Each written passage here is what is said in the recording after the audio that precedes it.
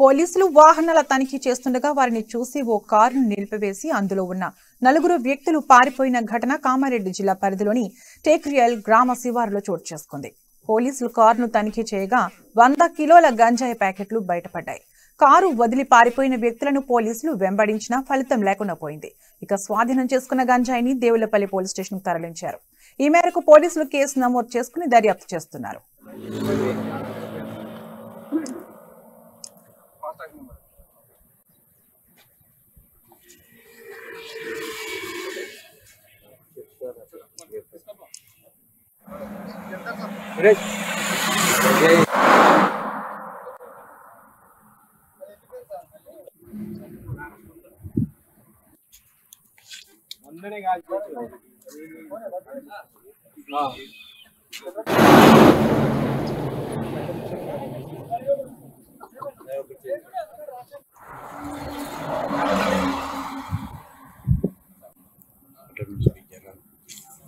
పోనీ ముందడికి ఎందుకు చేసేవారు?